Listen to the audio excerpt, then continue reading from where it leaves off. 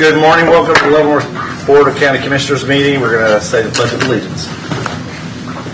I pledge allegiance to the flag of the United States of America and to the republic for which it stands, one nation, under God, indivisible, with liberty and justice for all.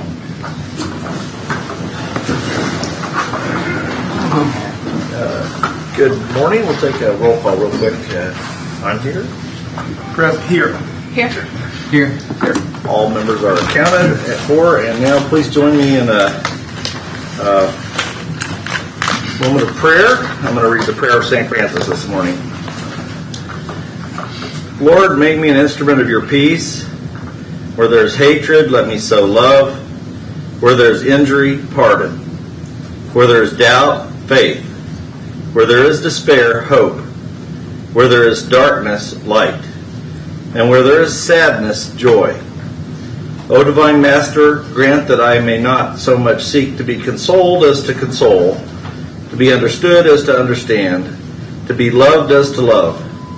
For it is in giving that we receive, it is in pardoning that we are pardoned, and it is in dying that we are born to eternal life. Amen. Amen. So now we will, I'm going to suggest, if the board is favorable, that we move the Board of Canvassers meeting up on the agenda ahead of public comment. Yes, she is in the audience. Oh, I'm used to you being out front. I'm sorry. So that we can do the public comment while they're counting the provisional ballots. Is that acceptable to the board? That's fine, no problem. Okay. So at this time, I'll have the county clerk come forward, and I am going to recuse myself from this participation in this canvassing board because of the fact that I was involved in a very close election, and these provisional ballots count towards that. I'm going to recommend that former county clerk Kwasinski has agreed to take my spot. But that will be the decision of the canvassing board. So if there's a motion Second motion. to move into the Board of Canvassers. Second. And so voting, aye. Aye.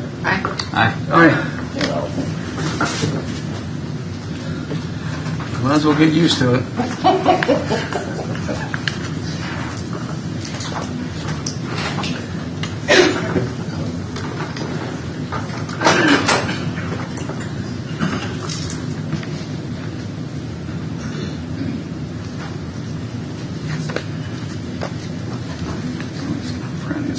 Can I move it? Yep. Fran? Ready? Yep. Okay. This is the canvass of the August 4th, 2026 primary election. For this election, we had a 27.7% turnout. That included 16,074 votes so far, not counting provisionals. We had 3,527 early voters, and that included mail of 862 that were received back. As far as it was a difficult one, but we had to make the ballot longer due to the question on the back. We had to order about 152 different ballots because of the constitutional amendment. So it was a longer ballot and a full ballot. So with that being said, we also have 207 provisional ballots that were passed as well. We have recommended 141 of those be accepted and 66 of them rejected, and most of them were not registered for the rejected ones. We had a few that had just moved out of the county, but 31 of those out of the 66 were not registered in time. You said 31? Excuse me. I'm sorry? 31 out of the 66? Yes. The others, we got moved out of county. I'm sorry, I thought it was on there. They also put not registered or registered after. There was 18 of those after the close of registration. And we had one person that voted their mail ballot and showed up at the polls, so to do a provisional. So those are the reasons that we didn't accept them. But the 141 were name changes, moved within county. Let's see. But we also have 31 ballots that were changed their party, but are partially qualified because of the constitutional amendment question. So for those ballots, we will read the constitutional amendment in as well. So that raised the count up 38 for those.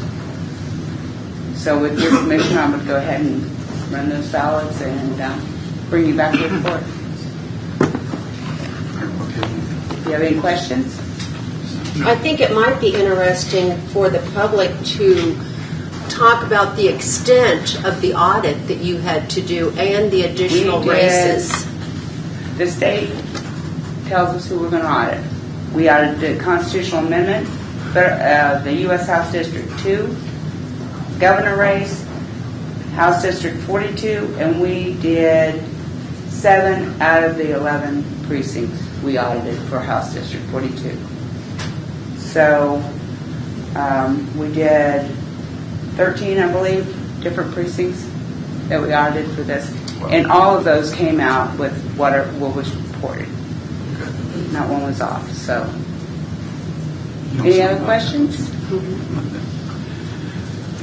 Yeah, I always think that that's interesting and really commendable to the clerk's office is when you audit those 13 precincts and the count comes out the exact way that it was reported on election night, then I think, it just instills a lot of trust in the election process. So thank you, Fran. Sure. Yeah, I'm glad we got the results now and didn't have to wait 30 days and still be counting like some states do. So I really appreciate how you handle this, and have that count right on the money is great.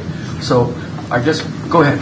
Okay, I just want to get started. You've moved into the Board of Canvassers, but I would like you to formally move to elect Ms. Kalinsky to be on the Board of Canvassers with you before you take any action, and then you may want to go ahead and elect a chair of this board for today.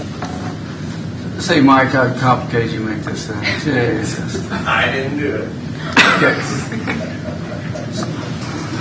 So moved.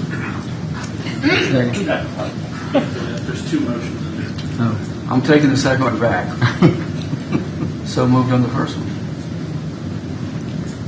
Okay, so you're moving to allow Ms. Kalinsky to serve on the Board of Canvassers in Commissioner Stevens' place. Yes, that's my motion. Second.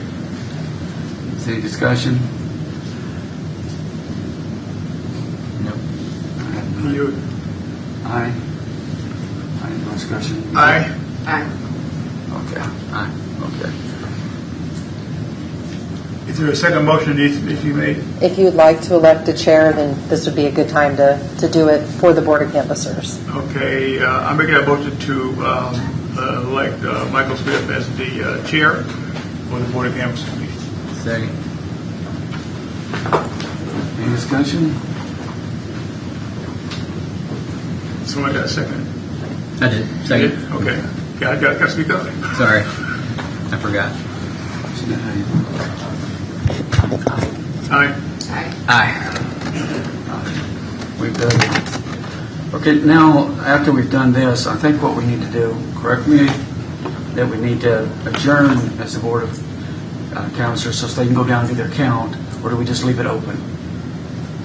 I think you would adjourn if you're going to go back in as the Board of Commissioners and conduct business as the Board of County Commissioners, and then you can reconvene as the Board of Canvassers. No, I'm going to adjourn as the Board of County Commissioners and resume at a later date, later time. Is that close?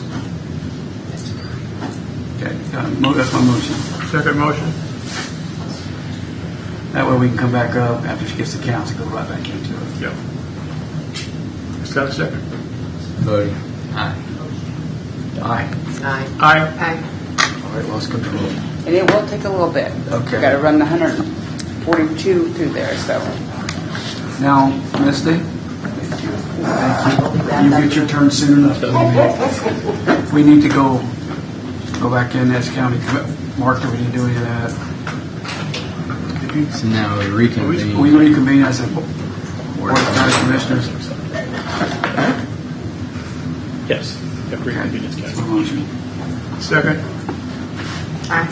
Aye. Come on back, Mike. No, stay out there, Mike.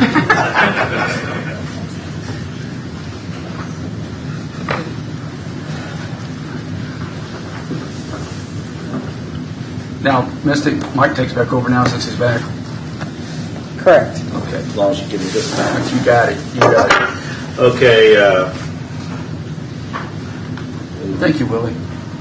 so at this time, we will move to the public comment portion of the meeting. Public comment shall be allowed at the beginning of each meeting and open again at the end of the meeting after all regularly scheduled agenda items. Comments shall be limited to 5 minutes per person. However, commenters may speak for up to 5 minutes at both the beginning and the end of each meeting. There should be no expectation of interaction by the Commission during this time.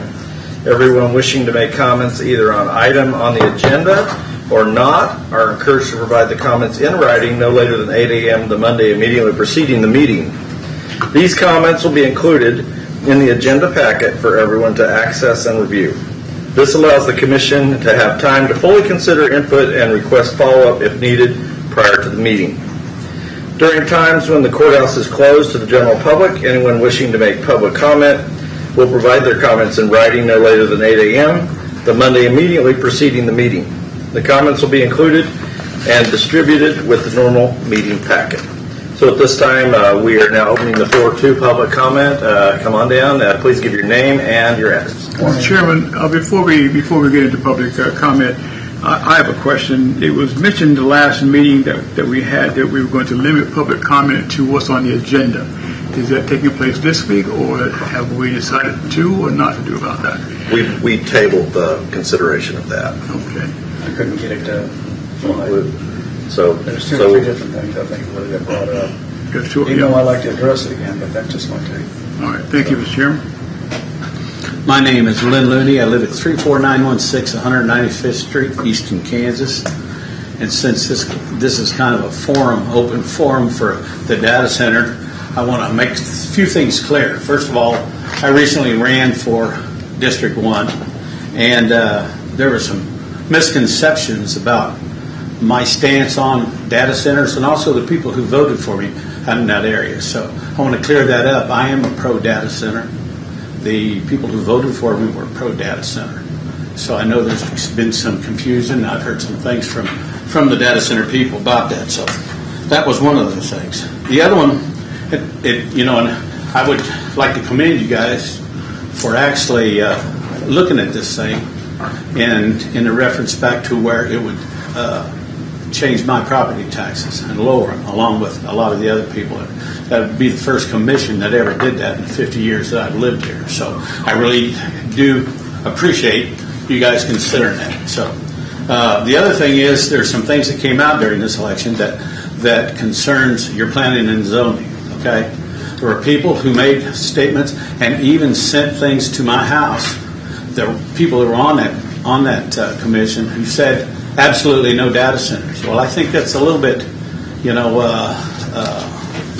wrong, because if you're sitting up there and listening to me for that, or for a special use permit, which also was told that there shouldn't be any, and I want you guys to consider it, and I'm giving you the facts.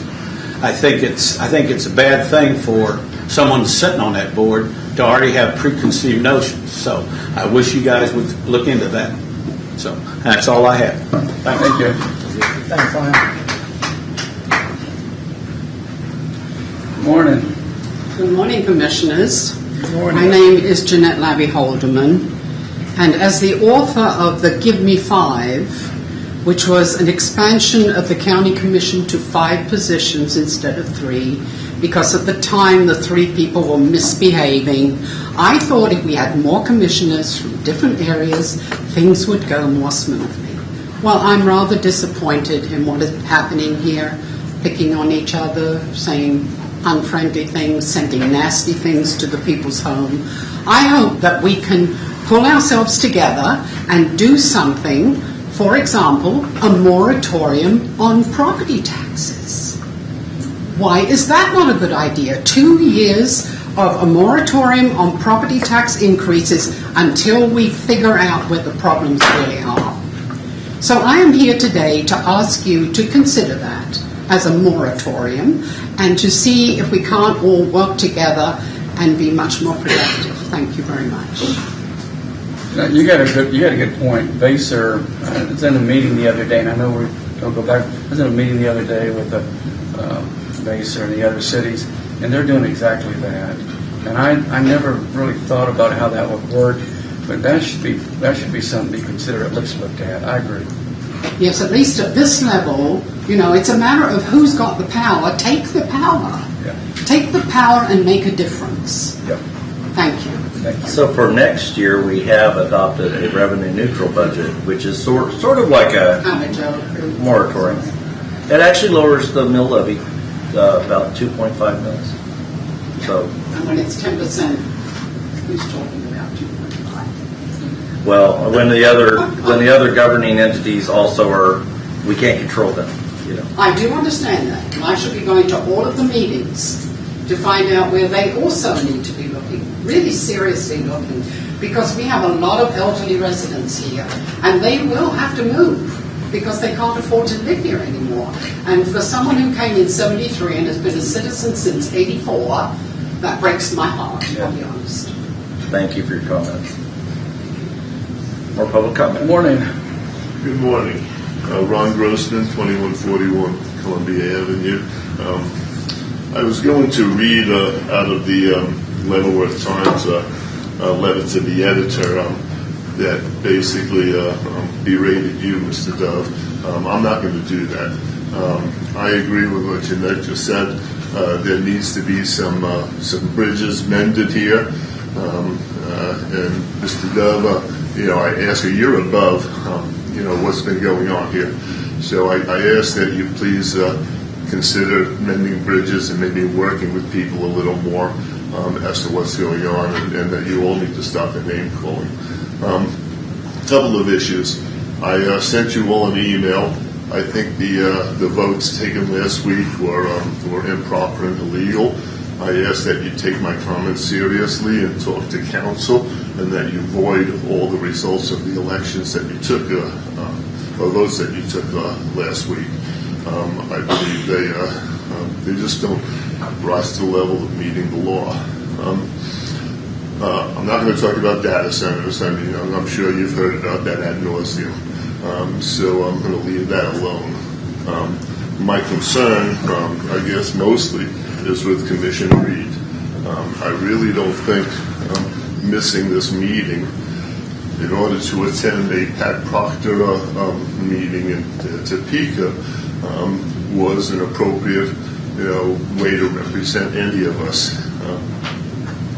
I think that we need a moralities clause here, and I've asked you numerous times to consider sanctions. I ask you to take a vote on that today and at least put it forward. And I find Ms. Reed's actions to be totally unconscionable, and I ask for her resignation immediately. I know her visions are to be appointed to Mr. Bueller's Senate seat if Tyrosus wins, but I doubt that that's going to happen. Ms. Reed, I think you're the most immoral person I've ever met in my life. I think you're a disgrace to this community, and I think you ought to resign before we have to recall you. Yeah, folks, I understand the comments and the things that you're saying, but we just had people before us say, let's bend some things and let's keep going forward. We'll never get anything accomplished. When I first, the county commissioners on my left over here, when they first came on, I had lunch with both of them before when I could, because they weren't in office yet. And I told Vanessa and I told Willie, I didn't have to tell Willie, because Willie's been around for a while. You vote your conscience, you stay above it all. And that's what I hope we're going to do here today. And I know you feel very strongly about this, but we've got to get ahead of this and start going the right direction. That's just my 2 cents. Mr. Grossman, I hear what you're saying. I don't agree with what you're saying because I think you're throwing stones.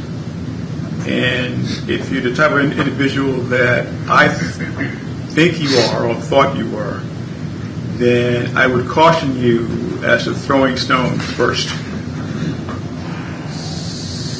I'm just making statements of fact as I see them. I understand that, sir, that you're making a statement, but I think those statements are put in the wrong. This is not the place for them. This is not the place for them.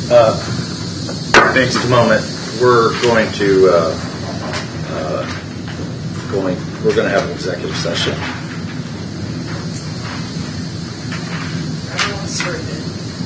Can you read that? Okay. And 15 minutes? 10? Okay. Okay. I move that the board recess for a closed executive session to consult with our attorneys and discuss confidential matters related to the legal interests of the county, which would be deemed privileged, and the attorney-client relationship as justified KSA 75-4319B. And the board resumed open meeting at what time? 9:35 a.m. in the meeting room board. The present and executive meeting will be Commissioner Mike Smith, Jeff Culberson, Vanessa Reed, Willie Dove, Mike Stephen, County Administrator Mark Valerie, County Councilor Missy Brown, and Assistant County Councilor. Ann's not here. Okay. That's the motion. There's a motion. Is there a second? Motion and a second. Is discussion? No discussion. Aye. Second. Okay, we will read us back in there, Mike. Okay. Thank you for your attention. The board has returned to regular session at 9:35 a.m. No action was taken and no decisions were made. The subject was limited to matters related to specific non-elected personnel. And we will continue with public comment. Good morning, Commissioners. Morning. Thank you for the opportunity to speak to you all this morning. My name is Lee Hungerbeeler. I live at 21549 187th Street, Tonganoxie, 3rd District. My family loves Leavenworth County. My wife's family, the Jasters, have lived here their entire lives.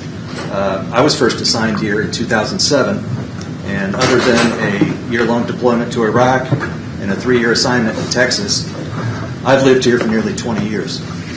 In 2009, my parents chose to retire here and help support my family while I was deployed. We have a vested interest in Leavenworth County and its successful growth and development. At the Board of County Commissioners meeting on the 29th of July, I addressed this commission about the trust relationship that must exist between an elected official and their constituents. That implicit understanding that an elected official will place the welfare and wishes of their constituents above their own interests. It was disappointing that during that same meeting to hear a commissioner state that we hear you, and I'm paraphrasing, that we hear you, but you're not being listened to. This was in regards to numerous citizens repeatedly voicing their concerns against the data center.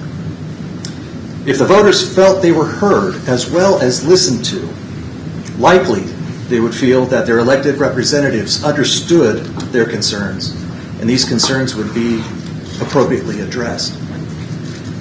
I understand certain members of the Commission may have concerns over the use of a poll to gauge support of the residents of Leavenworth County.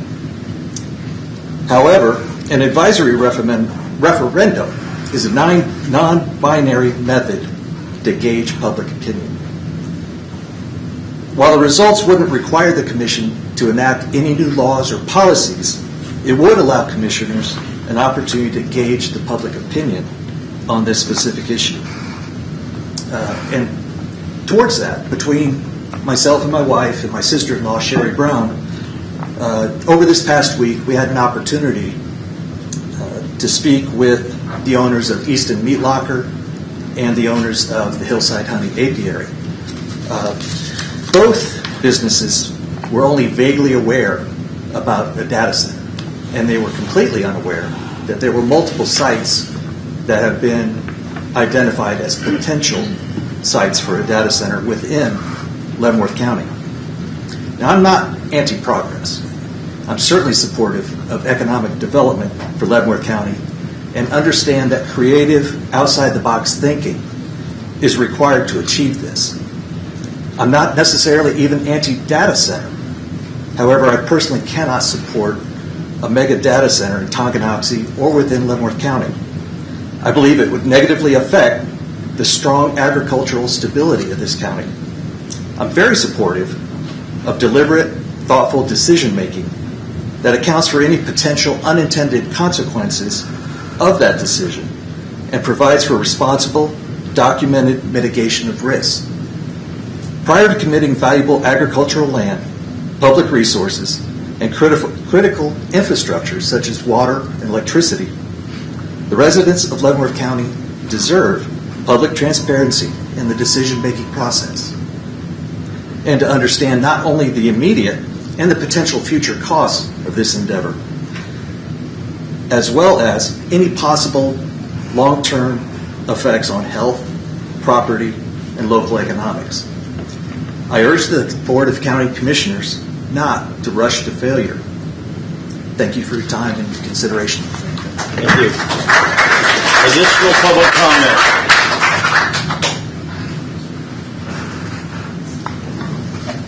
Good morning, Commissioners. Jane Dent. I live in Tonganoxie, District 5. Thank you for the opportunity to speak today.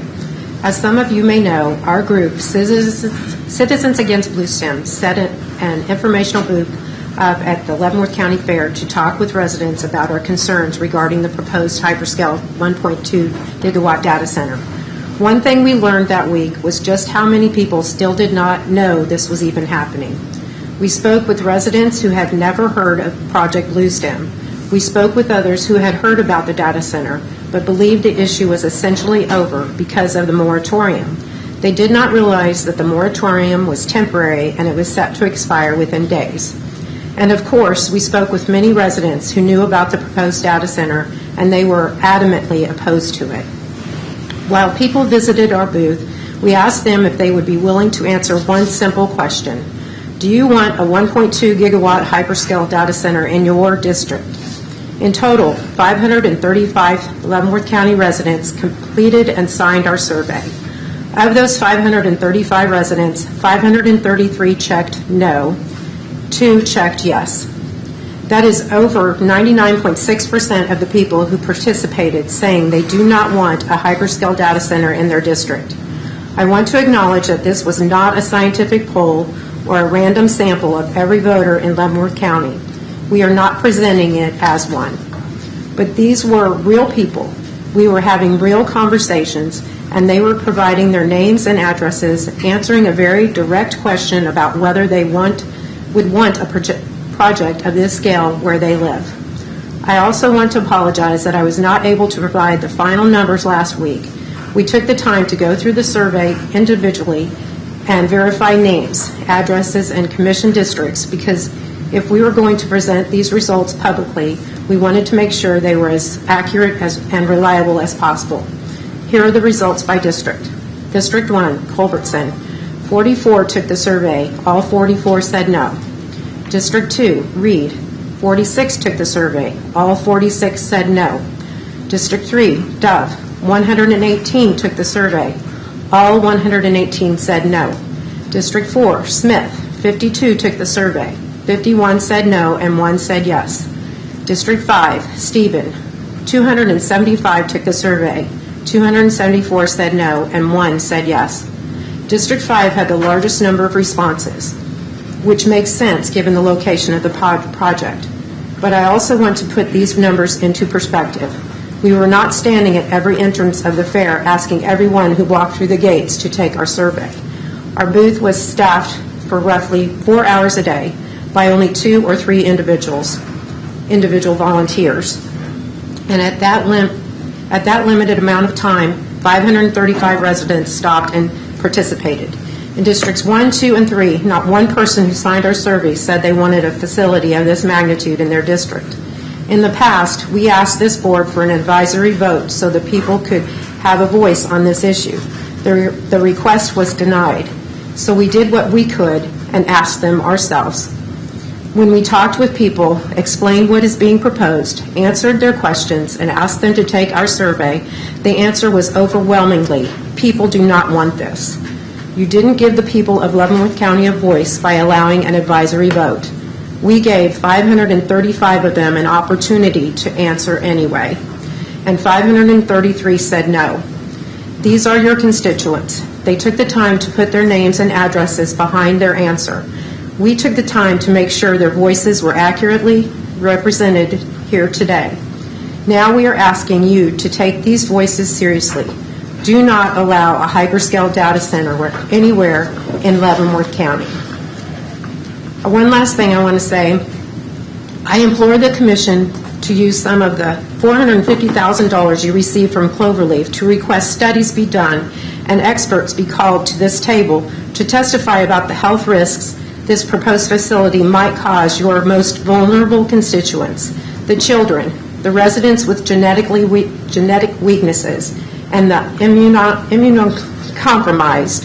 Specifically, please look at the studies that have already been done on EMF exposures, because each and every one of you must understand exactly what will happen to the 6-year-old child whose father stood in this very place last Wednesday and begged you to protect him. You must look at these studies and make sure that nothing is going to harm these children. Thank you.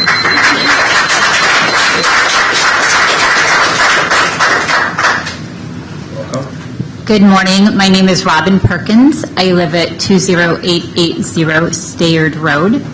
My husband, Brian Perkins, recently retired from the Army after 20 years of service, and with retirement in mind, we moved to right outside of Tonganoxie, where we could start Trinity Forever Farm. We raise Highland cattle and other livestock. We currently have over 70 animals under our care. I'm also an attorney. I'm a partner at the Kutek Rock Law Firm, the very law firm that this commission has retained to represent it. But today I'm not speaking as a Kutek attorney. I'm speaking in my personal capacity. This is my first time attending one of these meetings. Being a full-time attorney and a full-time farmer, it makes it very difficult to be here at 9 a.m. on Wednesdays. Even though I've not been here in person before until today, I have listened to every single meeting for the past several months. Prior to moving to this area, we conducted research on the county, and we looked at the county's long-term development plan, and we trusted that plan that this would be a good area to locate to start our farm. But we share the same concerns that so many others have brought before you regarding the data center. A very brief summary, and I'm not going to rehash all of them or get into the weeds. Mr. Deb, we're actually in your district, District 3. Every single house on our street has a no data center sign in it, even though they have not been able to come here in person. But these are the concerns of myself and those of my neighbors. Water usage and water contamination, we are on well water. Even with a closed loop water system, where does that polluted, flushed out water go? Does it go into the ground? Does it get into our aquifer? Are our wells at risk of being contaminated? You've heard about the nonstop noise, including the constant tonal noise, and how studies have shown that this is very harmful to people and animals. In fact, there's studies where beef cattle stop putting on weight and they have a higher frequency of abortions. Dairy cattle don't produce as much milk. You've heard about the major concerns with power consumption and who will bear the cost of those, and more importantly, the use of the required gas turbines that emit harmful asthma-inducing emissions. You've heard about the EMF exposure and how that will cause a 6-year-old child to suffer from seizures. You've heard concerns about what will happen to the bees, those bees that are needed to pollinate the sunflowers that so many from near and far come to enjoy. And I believe you've heard about the data centers causing an increase in temperature. The last report I read was anywhere from 3.5 degrees to 16.5 degrees, with the heat indexes being over 100 degrees this week for multiple days in a row. If we had an additional 16-degree temperature increase, we would have dead livestock. You heard concerns over not knowing who the final owner or operator will be and if they will have enough money to even pay taxes, or if an entity such as China will come in. You've heard concerns over property being abandoned in 20 years, actually likely less time than that, as this data is already being hosted under the oceans and in space. I work in the technology industry as part of my legal practice, and I can tell you those are legitimate concerns that this property will be abandoned in less than 20 years. Anyway, I'm not standing before you to get into the weeds of any of those issues. I know others have done that. Instead, I want to focus briefly on the people who have stood before you. In those meetings, we heard from scientists, nurses, farmers, construction workers, financial experts, teachers, stay-at-home moms. You've heard from students and those who have a PhD. You've heard from the young, the elderly, those who have lots of money, and those living paycheck to paycheck. You've heard from men and women. We've heard from those who have lived here their entire lives, and for those who just recently moved here. We heard from those who are used to public speaking and those who stood before you with very shaky voices. I listened to all those comments. I hope you did as well. They moved me. All of these people have come together for one united cause, to express their concerns over having a megawatt data center come to this area. I beg you, please take those concerns seriously. And if there's any doubt of what the will of the community of Leavenworth County is, I encourage you to do the advisory vote. It's crazy to me that an issue of this magnitude can't go to a public vote. That law needs to change because simply that it's located outside of the city limits. But in the meantime, if there's any doubt in your mind what the people want, please reconsider having an advisory vote. I'm going to get back to work now. I appreciate your time. Thank you. Additional public comment. Good morning. My name is Mary Malone Brown. I live at 2251 Valley View Drive in Tonganoxie. Most of my comments will be addressed to Mr. Culbertson because he was the deciding factor in lifting the moratorium. He mentioned speaking to thousands of constituents who supported the data center in Tonganoxie. I found this surprising since nationwide polls report that 7 out of 10 Americans do not support data centers in or near their community. This Saturday, I had an opportunity to spend time at Hilltop in Easton. I enjoyed meeting many Leavenworth County constituents. I would say the majority was from District 1.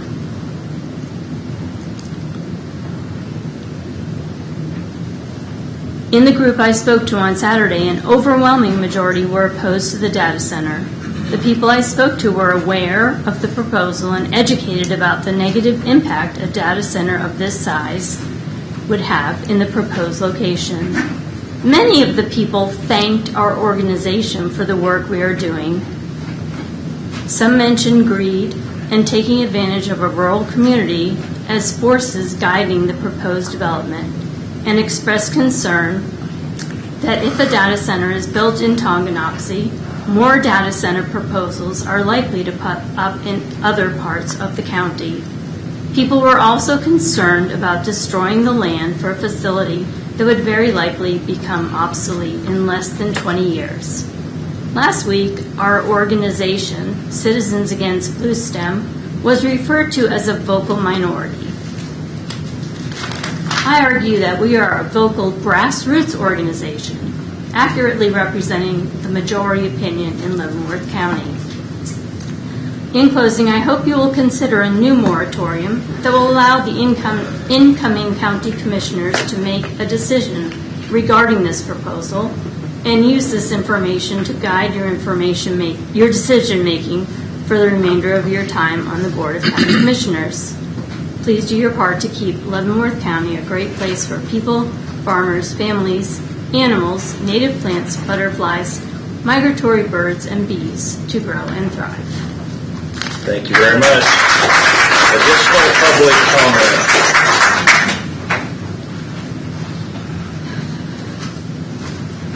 Good morning. Dee Carlskin, Reno Township, Leavenworth. Wanted to share what I discovered this weekend. First, a little history to refresh the public. 4 weeks ago, it was determined that a discussion and vote to extend the moratorium was agreed on. Commissioner Steben asked Mark Lawfrey to add discussion of the moratorium extension vote to the agenda. With all the BOCC meetings I have attended, those requests were on the very next week's agenda. The moratorium discussion, however, and vote was held for 3 weeks until the day after the election on August 4th. The extension of the moratorium failed with a vote of 3-2 to not extend the moratorium. The reason given for a no vote was because the new commissioner taking over in January is pro-data center. That justified District 1 as wanting data centers in Leavenworth County. District 1 winner, so the District 1 winner received 667 votes, which is a 13.5% of the registered voters in the party of the winner. But what is more telling is the total registered voters in District 1 are 13,630. The 667 votes for the winning candidate is about 5% of the district and District 1's registered voters. I got to thinking, what would the other 95% of registered voters would say? I thought back to the BOCC when a provisional vote was proposed, and because only 20% of voters came out to vote, that is not a clear representation of the county to make a decision. So I and a few others decided it would be good to hear from those who cannot come to the 9 a.m. meetings.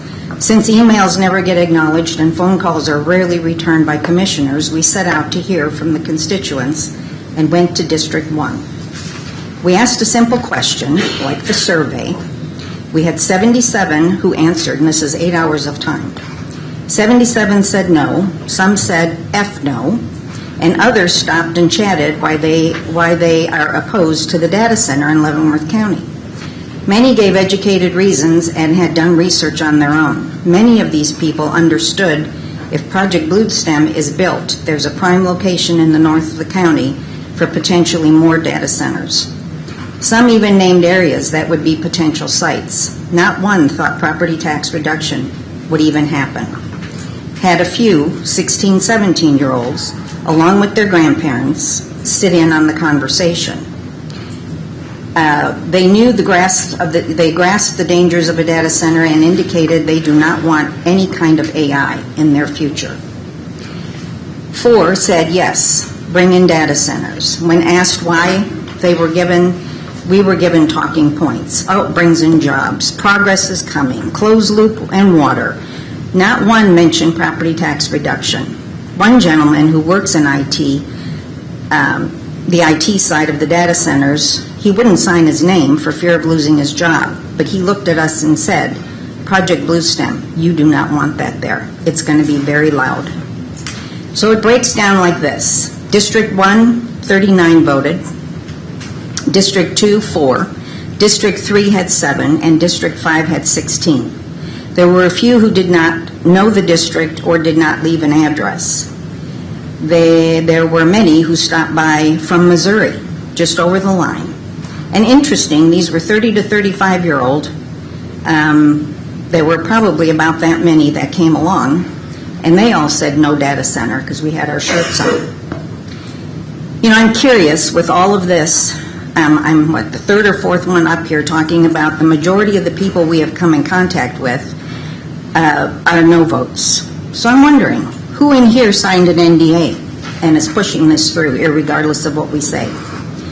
So my proposal for Commissioner Culbertson and Dove is to wear, I brought some T-shirts, just like the one I'm wearing, and I'd like you to wear that and walk down your city streets and just see the comments that you're going to get. You might be better to go to a popular restaurant or coffee shop. You'll hit a lot more people that way. But this represents the many conversations I have had with people but have not officially documented it. I encourage you to extend the moratorium to complete the studies needed and listen to your constituents. Thank you.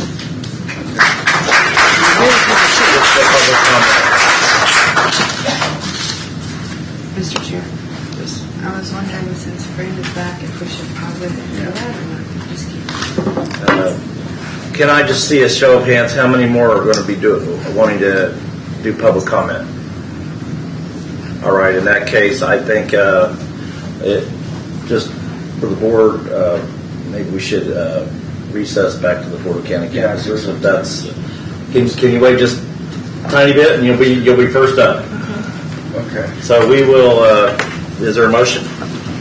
Motion to convene as the Board of Canvassers. Convene as the Board of County Canvassers. Second. All right. Voting. Aye. Aye. Aye. All right.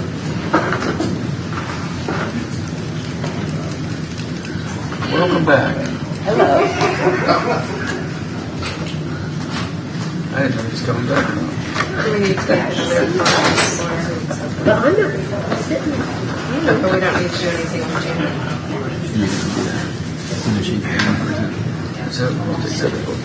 Preliminary ballots? Go ahead. Provisional ballots. I make a motion to accept the provisional ballots. Oh, there we go. I'll second that, but do we have a, No races significantly. First, you need to accept the provisional. I'm sorry, Mark. You need to accept the provisional ballots. Okay. A motion and second, so. Aye. Aye. Aye. Aye. Yeah, no race was significantly increased, decreased, or anything, so. We can hardly hear you over the noise in here. Sorry. The no race was increased or decreased significantly. They were all stayed about the same. Even House 42 didn't, it was about the same. About the same. They had 23 ballots in that area. And it kept it about, we went from 83 to 82, so. 83 to 82. Difference, Okay. yes. All right. Thank you. So other than that, you will accept the canvass, the unofficial or the official results for Leavenworth County, the August 4th of 2026 primary election. I'll make that a motion. Second. Aye. Aye. Aye. Aye. And I will leave this for your signatures. All right. Thank you. Thank you. Now read that one. Yeah.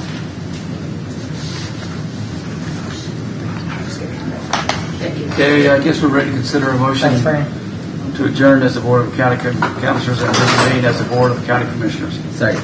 Thank you. Motion second. Aye. Aye. Aye. Aye. Aye. Aye. Okay, we're back. Come on back, Mike. Yeah. It's quick. Sorry. Have a good one.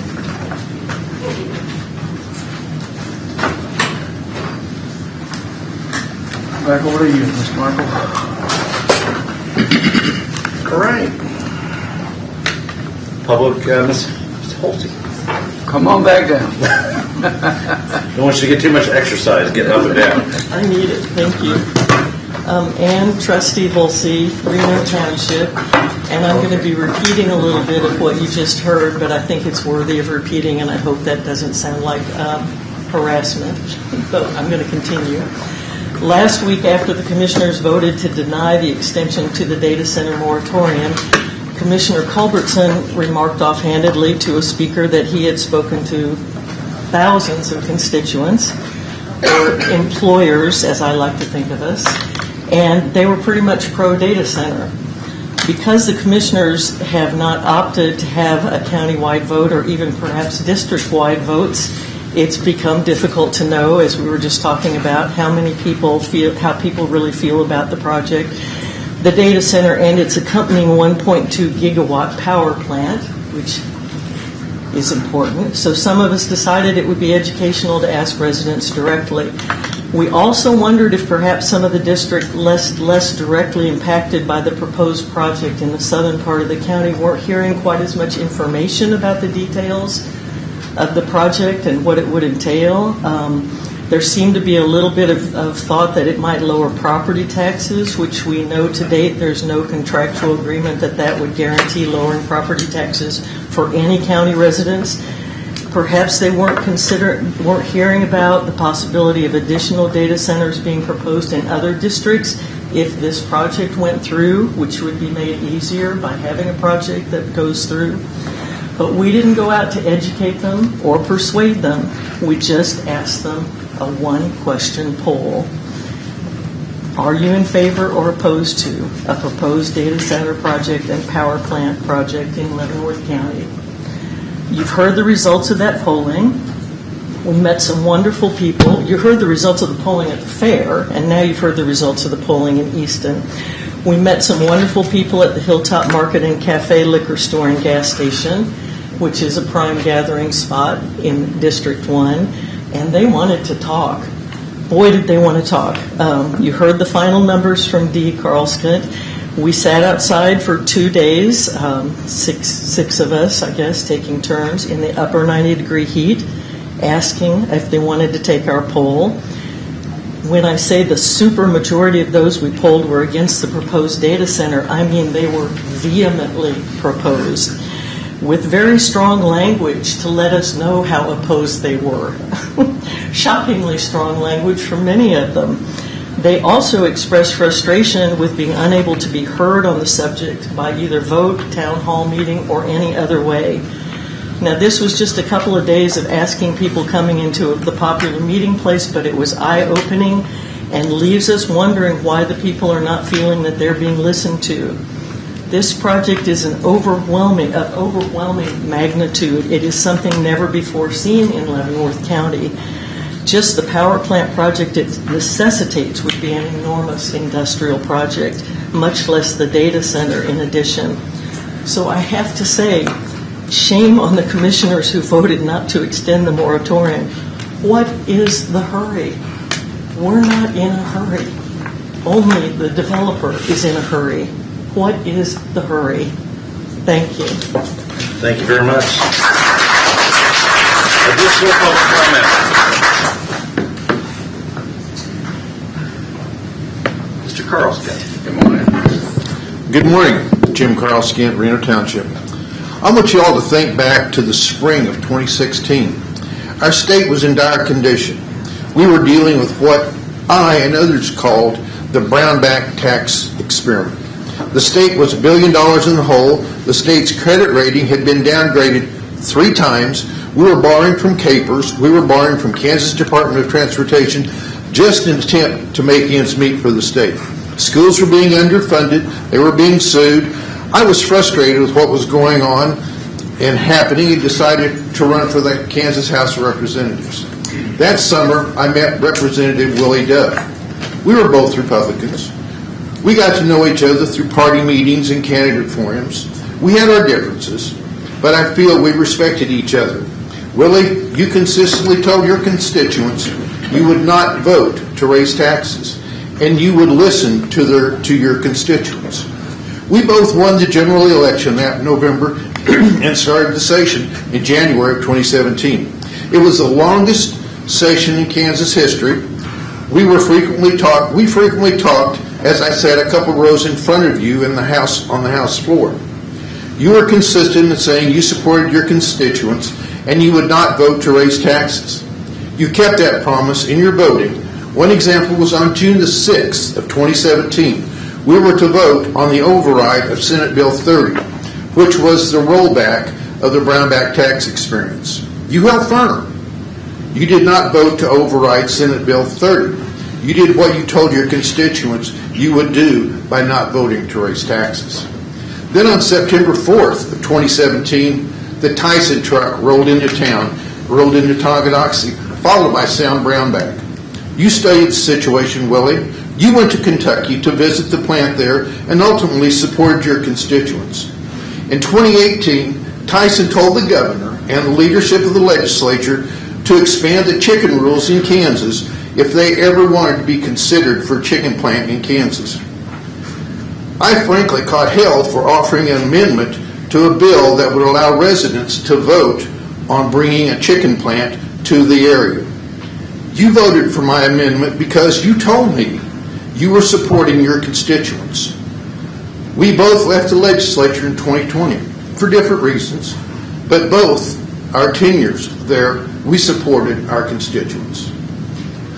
When you were in the legislature, your constituents lived east of County Road 1. A majority of those people that voted for you and your constituents are here today, many of them here today. Currently, your constituents live east of 206th Street. Many of those are here today also as your constituents. You're being impacted by a potential hyperscale data center in their backyards. That's why they're here. Please look at your constituents. These are your neighbors. These are people who trusted you enough to put you in office. I'm asking you today to do something very simple, but very important.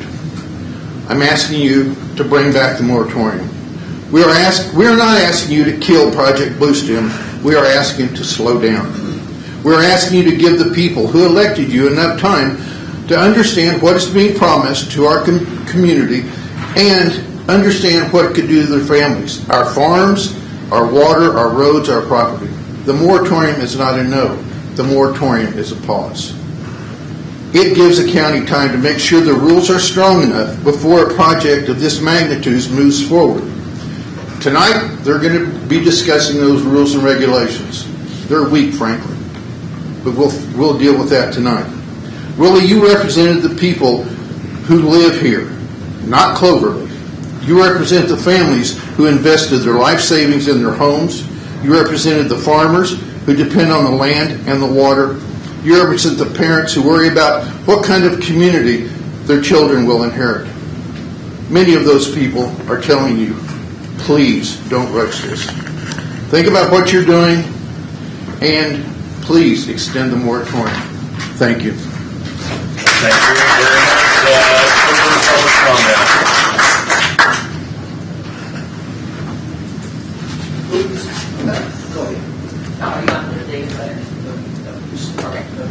Morning. Commissioners, Joan Murnane, District 5, Leavenworth County. For the past 18 months, I've attempted to provide the Leavenworth Board of County Commissioners, BOCC from now on, with evidence of animal abuse regarding horse tripping and steer tailing practices at Shariat held in Leavenworth County. At every turn, attempts to present any evidence have been thwarted with such efficiency the BOCC should receive a certificate of recognition for completing the CIA course, Deception 101. First, admit nothing. We've never been presented with any evidence of abuse. 2, deny everything. Horse tripping and steer tailings are not abusive and they're not illegal, despite the opinion of 2 respected law practices which contradict this. 3, make counter-accusations. To paraphrase and quote Commissioner Reed, the accusers are racist. If this was legal, Todd Thompson, county attorney, would have prosecuted the offenders. And 3, hallelujah, we got the veterinarian arrested. On June 18, 2026, Commissioner Dove was asked me to provide contemporaneous video of alleged abuses to move forward. 6 days later, on June 24th, at the BOCC meeting, I personally handed prior to the meeting, I handed Commissioner Dove a video which documents the physical exam, injuries, abuse, and neglect of a young bull at Rancho El Diamante in Linwood, Kansas. I provided the same video copies to the BOCC. I asked, have any of you watched that video? Yesterday, Becky, receptionist at the front desk, signed a receipt for 6 packages from TRI containing a letter to each commissioner and the county administrator, a jump drive with 3 video clips on it, and other documents, including a copy of the medical records submitted to the Leavenworth County Sheriff's Office. The jump drive contains 3 video clips of injured and abused animals at Rancho El Diamante, taken by Steve Hendy, president of SHARP, showing animals respect and kindness, or my staff.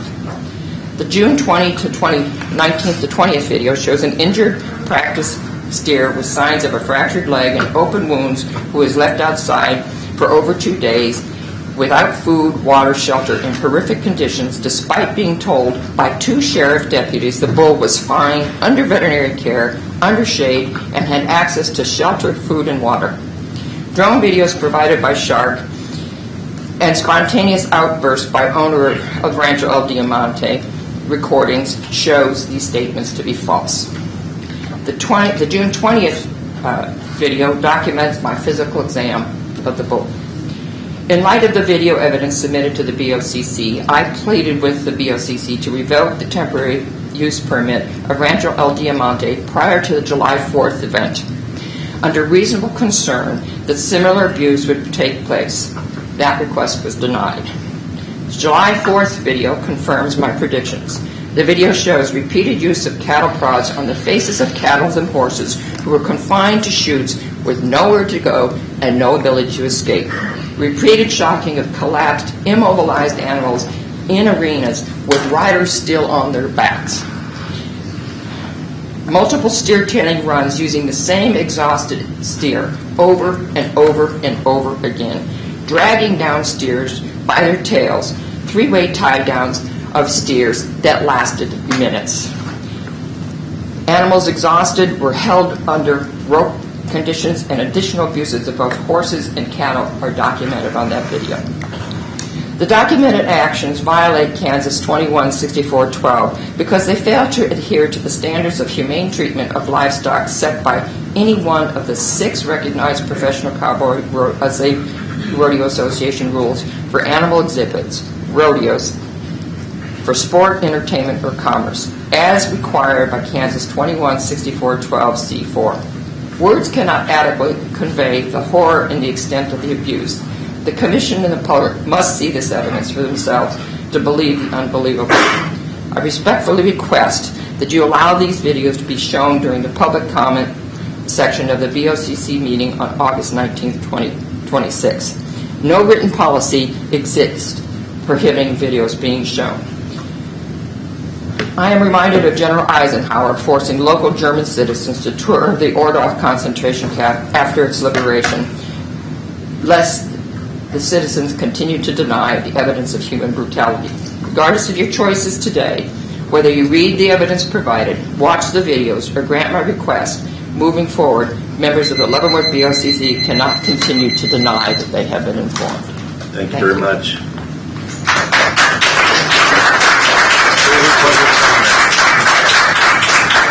Additional public comment.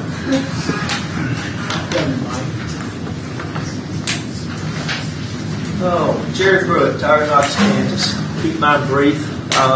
July the 11th, I sent out... Sir, the mic can't pick up what you're saying when I'm you're sorry. approaching the mic. Jerry Pruitt, Toganoxie, Kansas. Short comment. July 11th, I sent out an email to all 5 commissioners asking some specific questions.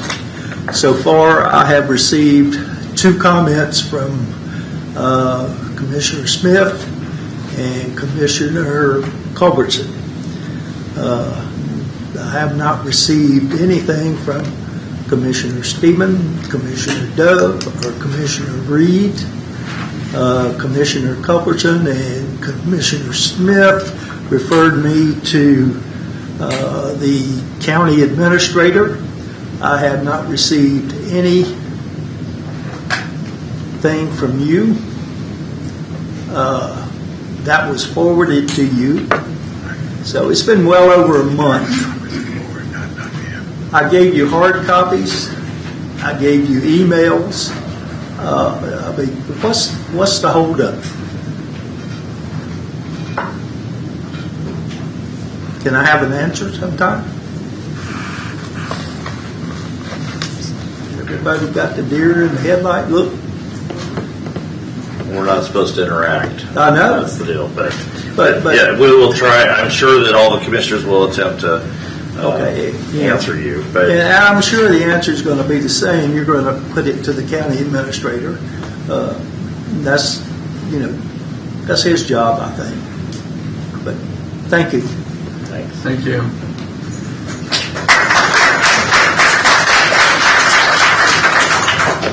Further public comment? All right. Thank you all for. Come on down. My name is Teresa Lynch Mashburn. I live at 19010 High Prairie. Vanessa Reed is our commissioner. Now, me and my husband were both surprised because we had heard nothing about the data center. In the spring, we started seeing signs pop up in our area, out on 187th. I ran into Vanessa at the store. I drive through her neighborhood to pick up my niece's husband to come out and help me on our farm. I mean, I could have been waved down. I could have got mailers. We didn't get any mailers out on High Prairie. The only one mailer we have received has been from the battery storage. We went to the PR meeting. Yes, a PR meeting. I feel like you guys bought the PR. We've tried to catch up on all the commission meetings, all the planning meetings. I feel like the planning board is trying to move in a right direction. We will be there tonight, both of us. But I'd like to ask Culbertson, how would you like if this was out in Easton by you? I know there's transmission lines. They can very easily put it there. Mr. Smith, Mr. Steinman, I know you have kids. Vanessa, I know you have children. Do you not think you're far enough away you don't have to think? I mean, Mr. Dove, I don't know you, but I know that area is growing. It's growing with the things we need. It's the things we need in Leavenworth. I was born here.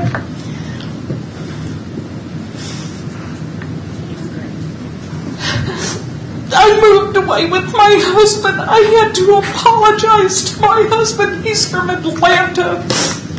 Pardon me, our city is dead in Kansas City. And I come back and watch this city do it. I care. I watch my stepfather is a hard-working man with a backhoe business. I watch the older people. I'm not long of this world. None of you are. But what about your children? Yes, I mean, you should be thinking about them. I'm not saying I'm against the data center. I'm saying teach us. Let us know. Send us mailers. Not one of you have sent us a mailer out on High Prairie.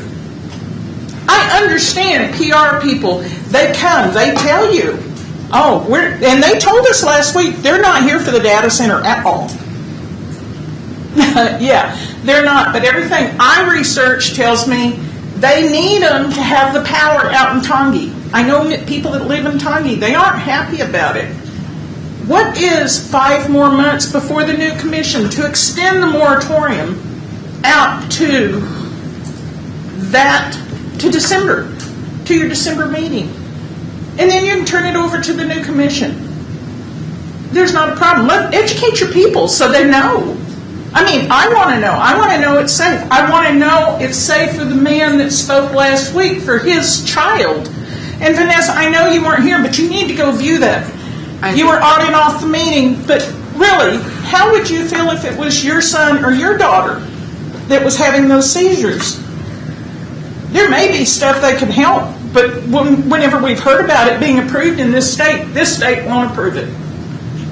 And I'm sure the man doesn't want to move to Colorado. That's his family home, just like mine's my family home. I mean, the way I look at it, what's the problem of 5 more months and then revisit this? Extend the moratorium. That's all I have to say. Thank you very much. Is there anybody else that would like to offer public comment? Morning. Good morning. My name is Kelly Guthrie. I've attended a few of these meetings and had no intention of standing up. I'm from Tonganoxie, and I'll be as brief as possible. Please extend the moratorium. I'm just a few houses from the grade school, which butts up against the proposed site for the data center. And please let us vote. I'm not on anybody's statistics. I wish I was, because I don't want the data center. I raised 3 children, 4 grandchildren, and now I have 3 great-grandchildren, all in Tonganoxie, and I just would like to vote, please. Thank you. Thank you very much. All right, going once, going twice. That's it for public comment. We'll move on to the consent agenda. Not administrative business. We'll do administrative business. So I'll start with that. I would like to see us put the animal cruelty resolution on the agenda for August 19th and allow proponents to show a video demonstrating cruelty involved here in the form of the horse tripping and the steer tailing and possible violations of our current SUPs. I second that motion. Motion on the floor. Is there discussion? Misty? I think you have 2 things here. You have asked for the resolution to come forward. I've worked on that. I've solicited feedback from the Sheriff's Office and a couple of the other, from Crystal and also Dr. Renee. So I can definitely bring that forward next week if you would like it. If you would like the video, I mean, you can see it, but we need to understand this is not a trial on whether or not the individuals did something or not. If so, we're also going to need to let them come and provide their feedback on that so that there's due process. So, I mean, there's two issues. You can see the video, but understand what I'm bringing forward is the resolution. Any further discussion? Voting aye. Aye. No. Okay, we'll have that on the 19th. Then, as far as other administrative business, just a couple items. Commissioner Bixby, could you please stand up? Dennis. I'd like to recognize former County Commissioner Dennis Bixby here in the audience from Tonganoxie. Give him a round of applause. Thank you for your service as a And commissioner. outside of that, I have no public comment. Well, we'd let you actually come give a speech if you want. No. Actually, there is one thing. Okay. I'm Dennis Bixby. I'm a former county commissioner, a recovering politician.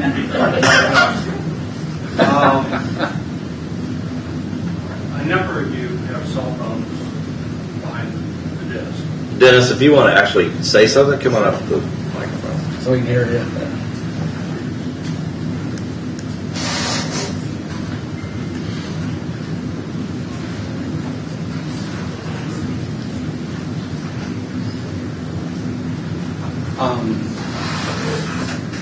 A number of you have cell phones behind your desk, and I see from time to time, either here, watching the video, at home, or whatever, that you're communicating on those. Okay. Some of you just, probably look at your calendar to see if you're open for a particular date or whatever, and that's perfectly acceptable. But if you use your cell phone or tablet or whatever other means to communicate, that's considered to be a meeting within a meeting, and it's a violation of the Open Meetings Law. And Secretary of State and the Attorney General have both issued opinions on that.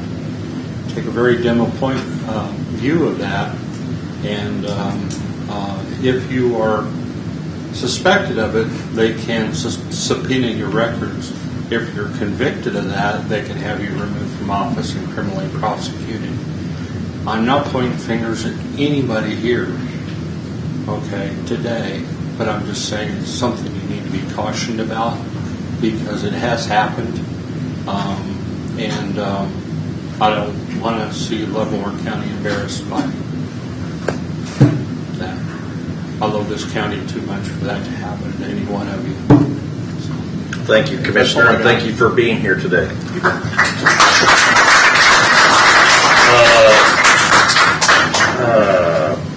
One more thing before I move to public. I do believe that there was a comment made about commissioners not returning phone calls. I do believe we do attempt to return our phone calls. I know, speaking for myself, I do attempt to return phone calls, and I believe all the commissioners do that. And also,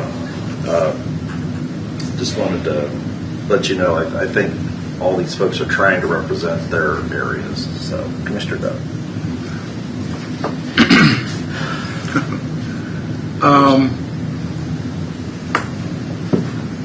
There was a comment made in the last meeting that we had that no one up here really cares about, or maybe I'm paraphrasing this, cares about children.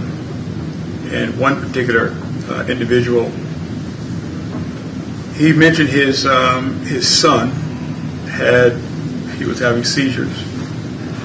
And so I took the opportunity to visit his home and actually talk to him because we have some things that are in common with our children.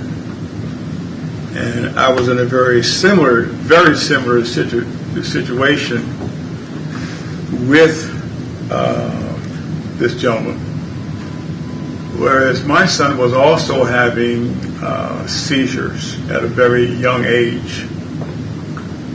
And so we had some very candid conversation about what could or could not be done. And he was very open-minded for the conversation. In fact, it was a good conversation. And I don't want to go into the actual specifics of it, but before I could say what we had to go through with our son, he already had he had gone through those similar activities to try and find the cause for certain things happening and what he could do as a parent. So when we make accusations that people don't care, or any of us do not have any feelings about children, that is totally inaccurate. Totally inaccurate. I'm not pointing my finger at any particular individual, but I would ask individuals just be civil about comments that are made. That you have no FYI of what anyone on this board has gone through today, yesterday, or even 20, 30 years, 40 years back. You have no idea. So I would just ask you cordially to refrain from those type of remarks.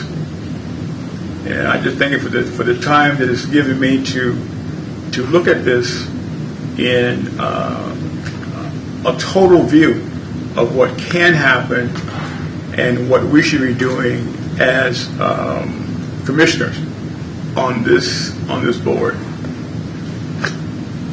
That's it. All right, Commissioner Reed. Well, first of all, I missed seeing all of your lovely faces last week.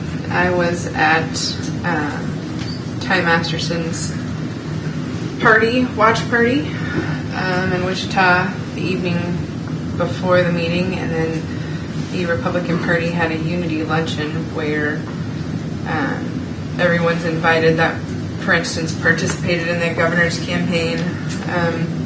Those that didn't make it through to the general are able to say whatever they want to say, and it's an effort to try to unite the party. We had several candidates running for governor, and some of those campaigns were interesting in attacking each other, and so I was very thankful to be able to be there. I have expressed it to several individuals, but hope that the commission will see. I don't know if any of you guys have experienced this, but the call quality when calling in has always been terrible, but is exceptionally bad with this new sound system. It's almost as if it's being like held up to the vent on the end. When I call in, I can't hear clearly when I can speak what's been said, and I can't follow it with the online version. It doesn't pair in sync, so it kind of leaves one in a poor position if we're not able to be here in person, and there's no reason for that. When I was on the school board, I had zero issues, so it's just that our system needs to be improved here. Moving on from that, Commissioner, can I jump in and just ask, Mr. Lawfrey, what's the possibility of the technology for having WebEx or Zoom? What would we have to do to implement that to where we have that kind of technology here? Well, Commissioners, first of all, the call-in system is the exact same that it's always been. The new audio system wouldn't have any impact on that. So I think it's just old and needs to be replaced. I would guess it's probably 25, 30 years old. As far as WebEx goes, well, first of all, the audio delay, YouTube has an automatic delay.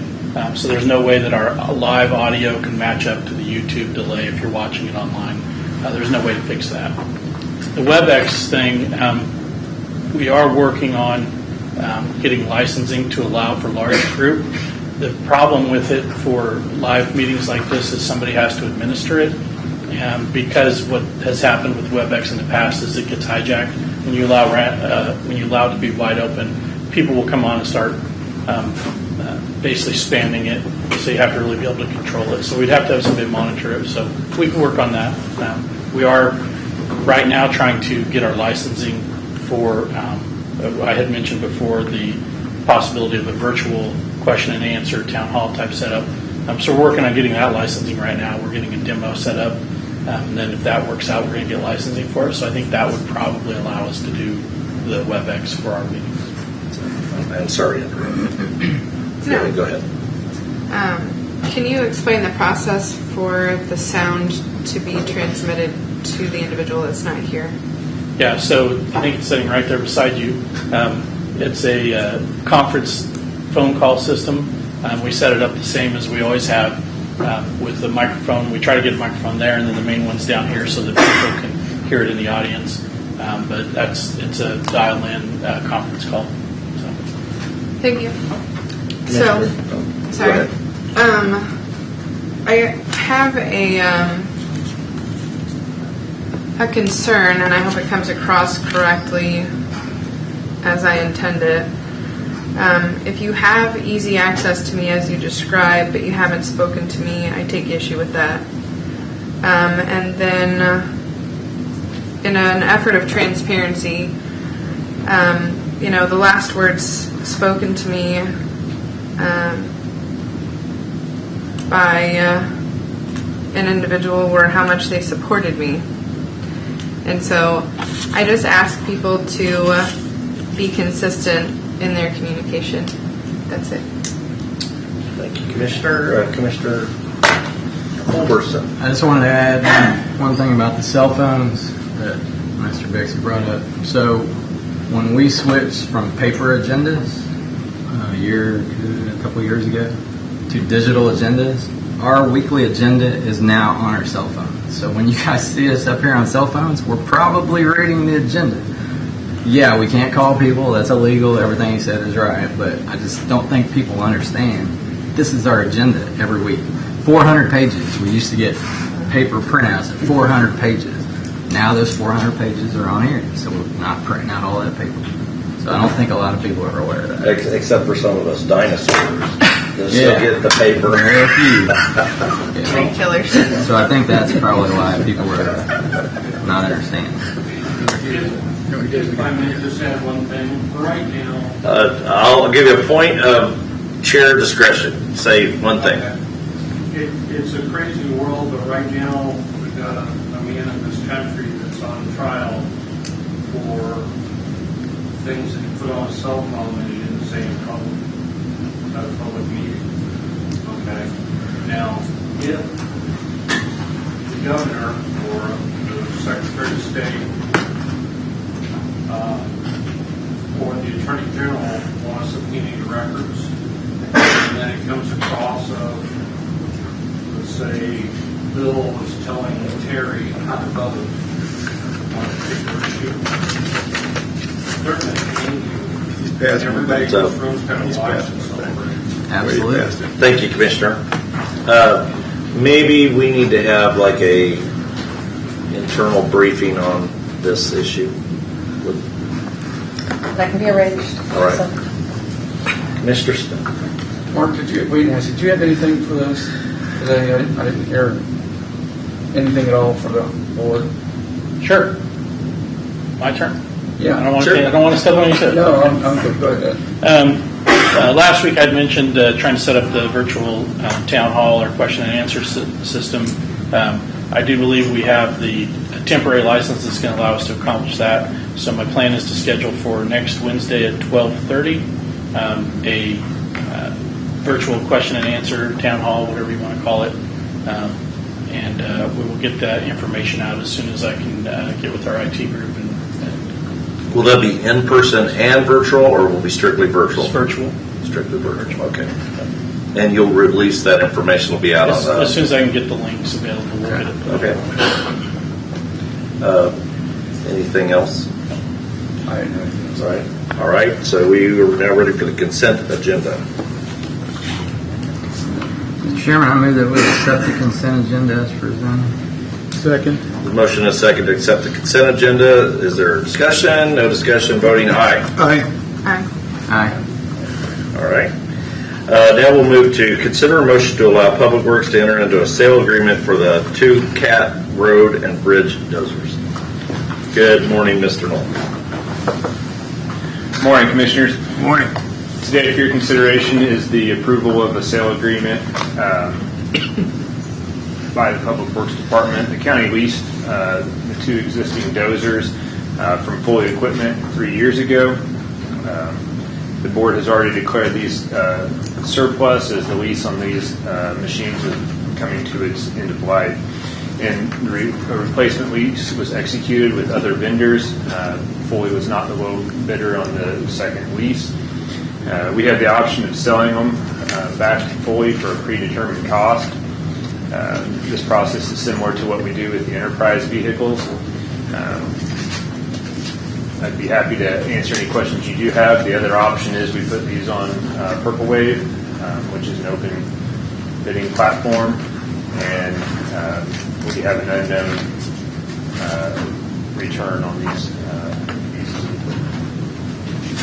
equipment. Other questions for Mr. Knoll? No, I don't have any questions for Mr. Knoll. Mr. Reed? No. Mr. Looks like no questions. You have a motion? Motion to allow Public Works to enter into a sale agreement for 2 CT Cat Road and Bridge dozers. Second. There's a motion and a second. Is there further discussion? No further discussion. Voting aye. Aye. Aye. Aye. Aye. All right. Thank you. Thank you. Okay, I believe this is the county counselor. Are you handling it? Yes, sir. Okay. Come on down. Consider a motion to approve the multi-occupancy private spaces policy, creating administrative procedures for compliance with Kansas law requiring the designation of multiple occupancy private spaces in public buildings for use by only one sex. Good morning, Commissioners. Good morning. Earlier this year, the Kansas legislature passed House Substitute for Senate Bill 244, which requires the designation of multiple occupancy private spaces for use by only one sex. That would include bathrooms. As part of the law, local governments are required to maintain an administrative process to respond to complaints that arise under the law. What I have for you is a policy that does just that. Happy to answer any questions. Are there questions? Mr. Dove? What does that policy entail? So it does a couple of things. Included in the policy, there's a complaint form. That is how the process would be initiated. Any person bringing a complaint would bring that to the county clerk's office for processing. At that point, the complaint would be investigated by the county counselor's office. Some determination would be made at that point, whether there's merit to the claim. If something ends up arising out of that, notice has to be provided to the individual who allegedly violated the law. That person has an appeal right after receiving that notice, and that would go to the county administrator's office. Okay. Where can the ordinance and the citizens get a copy of that for their own review and for full understanding of exactly how that works? Of the complaint form or the policy itself? Pardon me? The complaint form or the policy itself? The policy itself. We can have that available as well in the county clerk's office or on the county website. Okay, I think that's a very good idea because I've seen it many times that something comes across and individuals really don't have a full understanding of exactly what it says. So I appreciate that. I see some heads in the audience going, yes, yes, yes, please.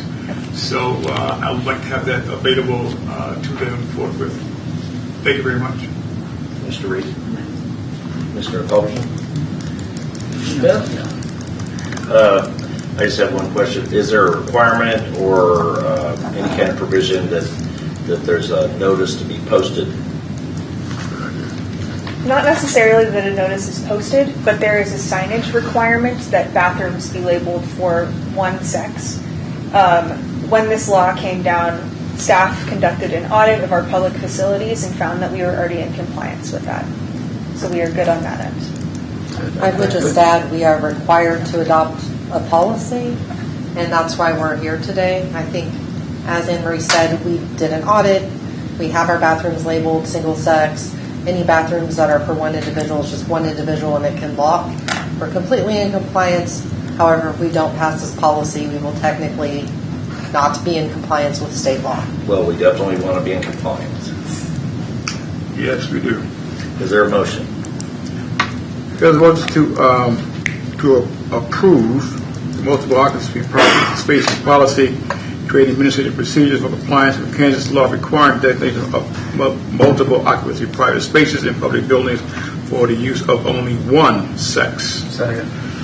Okay, there's a motion on the floor of discussion. I would like to ask Mr. Culberson, would this be considered an unfunded mandate? I knew you would bring that up. Yep. Another one. People And don't we pay have- attention to what happens in Topeka that affects their taxes, and they think that it's the local level doing it. And $11 million a year is what we have for unfunded mandates. Is that what Oh, it's you way figured? more than that. I saw a chart that you made. Yeah, that was in the beginning of us looking into it. Okay. It's way Well, more than that. I mean, actually, it's just too bad we even have to be talking about something like this. That's the way I feel about it. But I agree. But here we are. Welcome to 21st century America. So, voting, I'll vote aye. Aye. Aye. Aye. All right. All right. Consider a motion to approve Resolution 2026-13, disorganizing Fire District Number 1.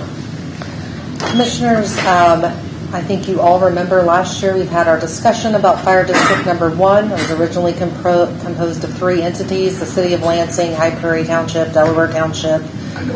In the Fire District, all the territories had filed motions with this board and withdrew. Right now it is an empty shell. However, having the shell in its name poses its own set of risk. It's also just generally sloppy to have it. It requires the county to do certain things, even if there's no fire protection being provided. It also exposes us for liability just by its very existence. We asked for legislation to be changed this year to allow a county in this situation to be able to basically dismantle a fire district with no territories, no mill levy. They thankfully agreed to do it, and so I am initiating the process. If you pass the resolution today, I will publish this resolution along with a map showing there's no territory in the paper 3 times, and then there will be a public hearing scheduled on, I believe, September 9th. It'll be interesting since there's nobody in the fire district to see what you get for testimony, and at that point it would be published again if you pass it on September 9th and would be formally dissolved. And this is in response to the legislature made a change in the law. A law So that we could do this. requested so Yeah. that we would not have this hanging over our heads forever. So. Make a motion to approve Resolution 2026-13, disorganizing Fire District Number 1. Second. There's a motion and a second. Is there further discussion? Anybody? Voting? Aye. Aye. Aye. Absolutely. Absolutely. All right. All right. Wasn't that our first conversation? It's been a while. Been a while. So, Yeah, it was. presentations and discussion items. I would like to try again, place on the agenda that we, being the fact that the board has 3 commissioners that are going to be leaving the board, called typically lame ducks, that we go ahead and extend the moratorium, and I'd like to put that on the agenda for discussion next week. I don't understand that suggestion in professional board practices. Once something has been decided, it's not just continuously plagued upon the board or the public. But the decision of the voting that took place is honored. Well, that the board has typically not always held the same position. As you remember, when we I first understand this board so very well. That's your motion. I'd like to move that we place on the agenda discussion of the moratorium. Second. So So there's a motion on the floor to discuss the moratorium at next week's meeting. Is there discussion? So voting, I vote aye. Aye. No. Mr. Reed, Culver. Only because somebody brought it up that Vanessa wasn't physically present, so. Okay. That's my reason for it. Yeah, aye. All right, we'll place that on next week's agenda.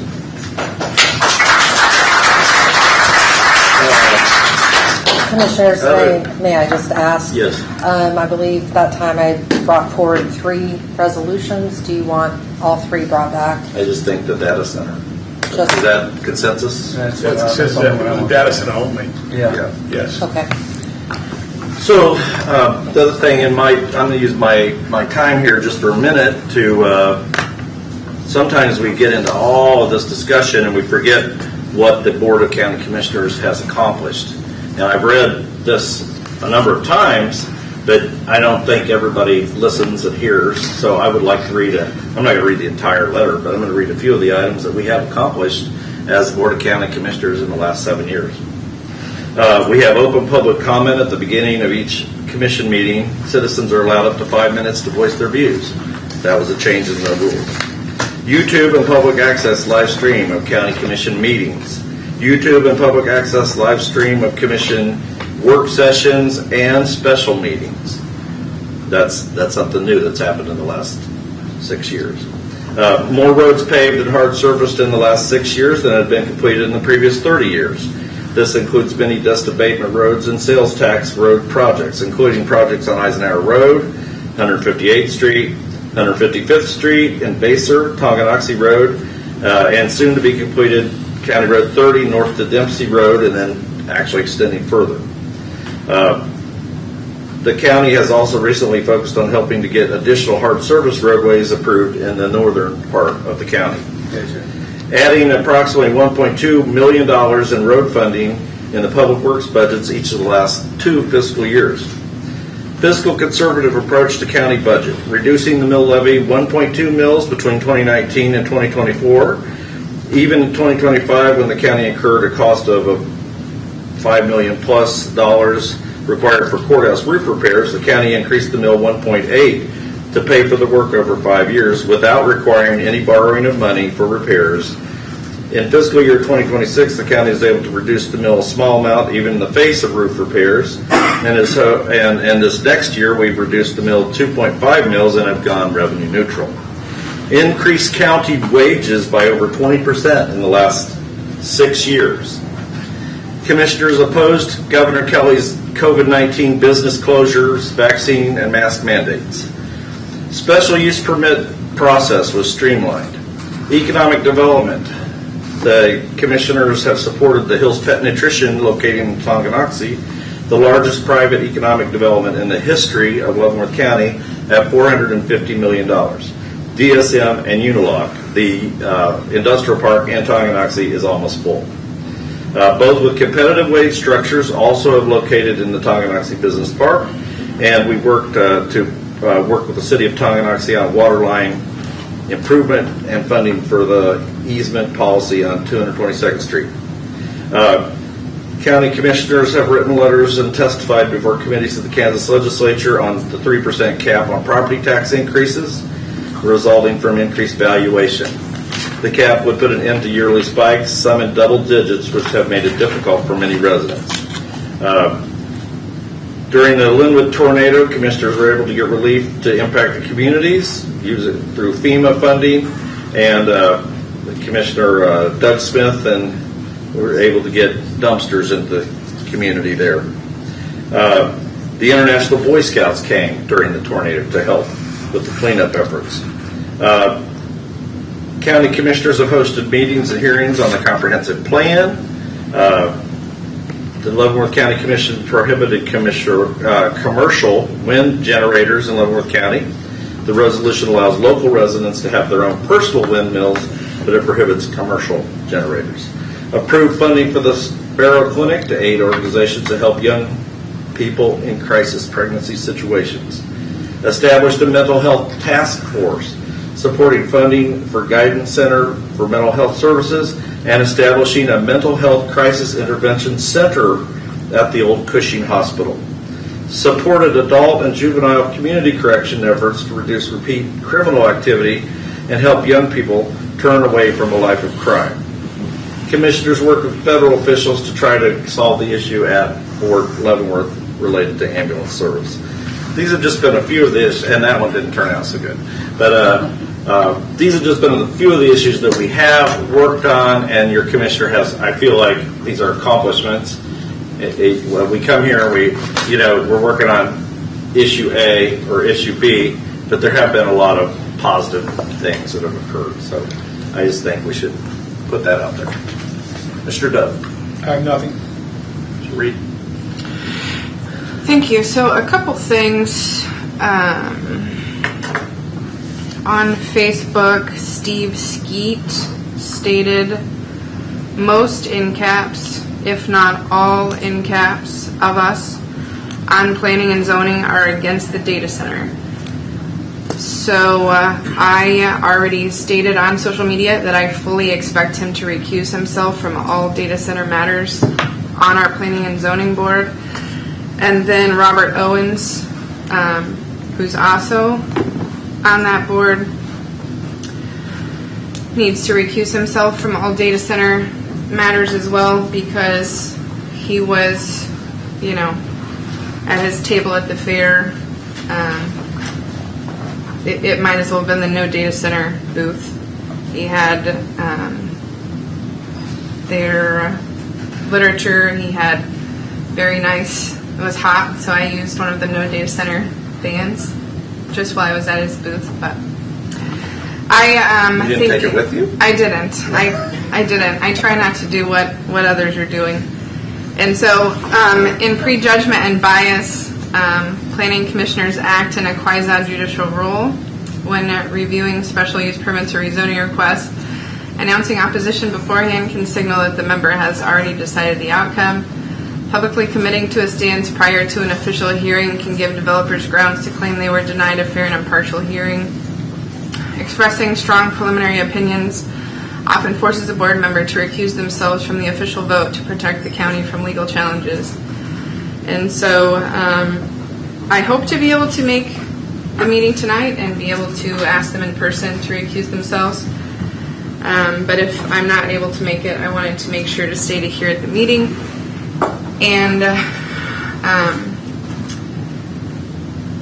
I just want us to think all sides of these things, because there's two sides to these things and many spaces in between. So I'm all for information being shared and letting people come to their own conclusions with that information. But I think trying to state a specific yes or no is problematic. And I think if you're not speaking the exact language, and I tried to make this clear last week, then people try to draw a box around you. But if I set up a table, I haven't contacted anyone to do this yet, and I ask one simple question: do you want to pay less property tax? I think the result of that would probably be yes. If I asked one simple question: do you use AI in your daily life? I think that would be yes. And I think anyone that said no, I could probably quickly prove them wrong. That's it for me.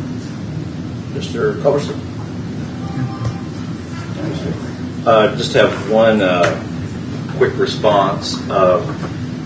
The two commissioners, though they may have issued their opinions, I would say that at this point in the consideration or the time frame, it would be merely hyperbole, because there is no project that has been brought forward. So because there's no project, there is no concern about a bias. They simply are expressing their overall view about data centers in general. I don't think they're speaking about a specific proposal because there is no specific proposal. And sorry if I may, if you hypothetically send an email and you're asking about construction impact, environmental impact, infrastructure, human animal health, sound and noise levels, those would all be things we would not have any knowledge of until there's an actual project, an actual application outlining those measures. Then we could potentially respond if we're considering a project. But if we don't have any information, we don't have an application to be able to gather that data from, I'm not sure exactly what that individual is looking for. Thank you. And I would agree with that, but the fact is we are considering regulations. So being that we're considering the regulations, those questions could be brought forward. Is there anything? Commissioner, have anything else? Not from me. Further public comment?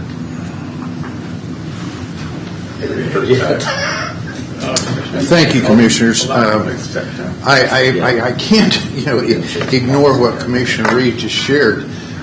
We do not have an official proposal from Cloverleaf.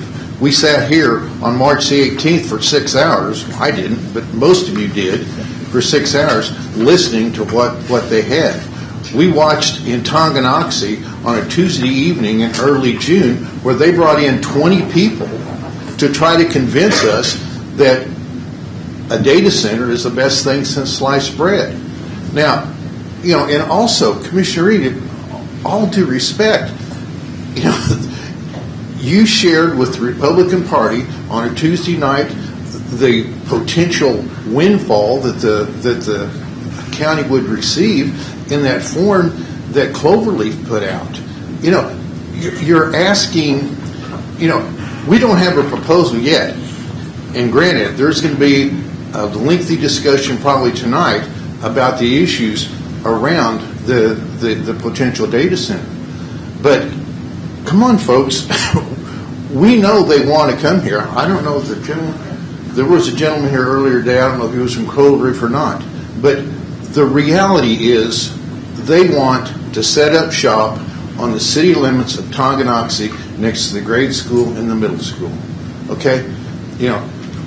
People have told me, and I can't swear who said, I won't say who said this, but you shared with them that you're for a data center in Tonganoxie.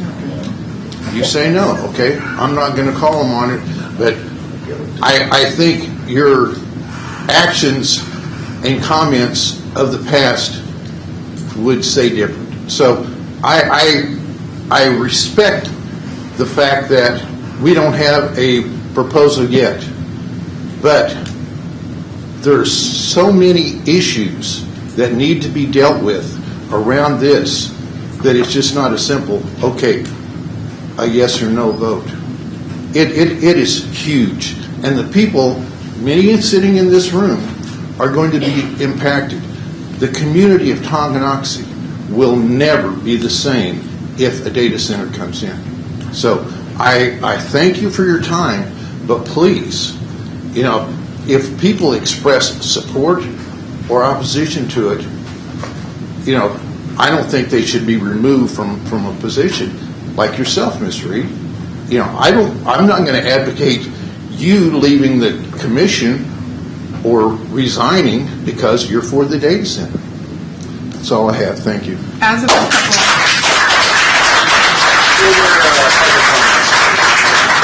I would like to respond to this statement. Okay, just go ahead. As of a couple weeks ago, I offered to meet with you and make an appointment with you. And so I don't think that, again, as I was stating earlier just today, I have an issue when a false narrative is being pushed on a community that is not educated in facts.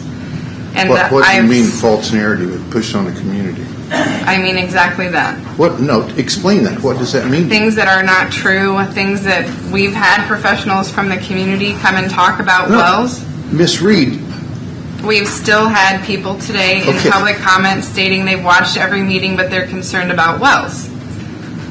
Okay. And so when we have information that's presented to the public, and it's not being evenly and fair-handedly represented by activist groups, I take issue with that. Okay. I want everyone in Leavenworth County and abroad to have factual data on data centers. So when I share information, it's for conversation. I have not tried to push, as I personally, and as I have been from the beginning, I'm still in a learning position. I'm going to go on a data center tour towards the end of September because I want to take as much as I can in until the point comes where I'm deciding potentially on this. And that's where I have been from the beginning, and that's where I will stand until I make that vote, if I make that vote. Okay, let me comment. The start of this, your response to me was you offered to speak with me 2 weeks ago. Right. And at the end of the meeting, this very spot, you walked around, spoke right here, and we mentioned getting together. And it was about, I don't know, 11 o'clock, similar to what it is right now. And I had something to do that day. Okay, and I told you. And you said, yeah, that figures. People like you don't do 100%. You said, people like you do that. You know, when I heard that, I said, please. I said, a minute. Why am I wasting my time? Just hold on just a second. First of all, we've been through this. We're trying not to get this interaction. This is not what we should be doing, and we're trying not to do it. So we're having difficulty making that happen. But I really think this kind of is offline conversation. So. All right. That's your your belief. You can have a belief that it's a waste of time to meet with me. My point proved true, did it not?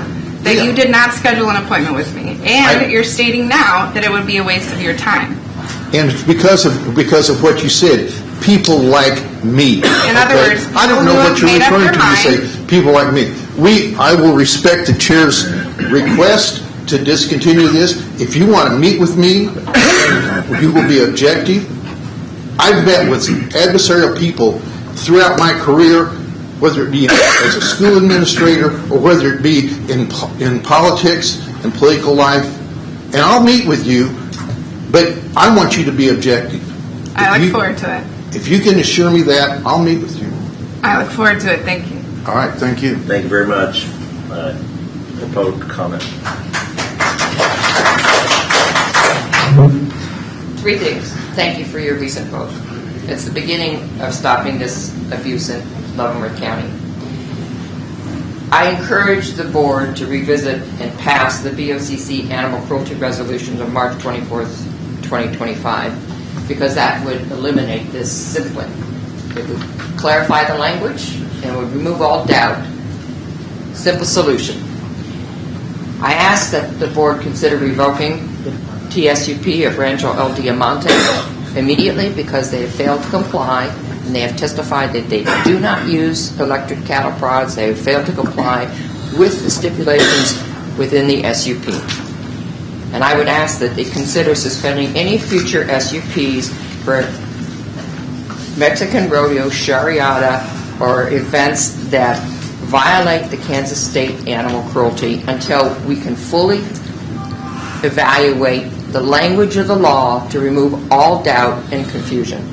And finally, I appreciate Vanessa Reed's position on objectivity.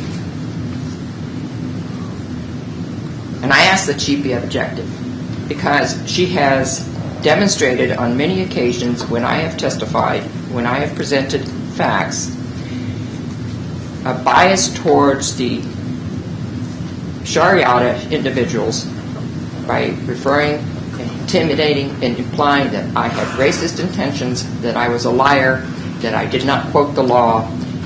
And she's been heard saying that she was videotaping me to use anything that she videotaped against me. She has been heard to say that she was, hallelujah, the veterinarian got arrested. None of that activity shows objectivity. And if she's going to ask for other people to recuse themselves, I would like her to consider that she be responsible for the behavior that she expects of others. Thank you.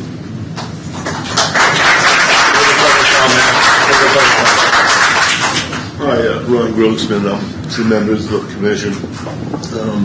I was here when Ms. Reed made those statements to the gentleman here, so I will testify to that. Ms. Reed is a bully. She is bullying people again. And I've asked you over and over again to police your own people, and you refuse to do it. I don't know why. So I'm asking you again to take action against an immoral bully like Ms. Reed, who thinks it's okay to run roughshod over people that are testifying in front of you. I attest to the fact that she made those comments to him. Further public comment? Is there a okay. First of all, I forgot to give you guys my results, so I'm going to do that right now. Thank you. Why don't you pass it around, and I have one first. Thank you, sir.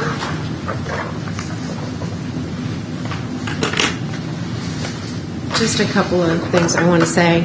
I thought the moratorium was to take time to get the studies done that would be done on places that already have data centers or places where they know EMF issues are a huge issue, so that you guys could kind of see what we might be in for and not waiting until this is built and then do the studies. Am I wrong about that?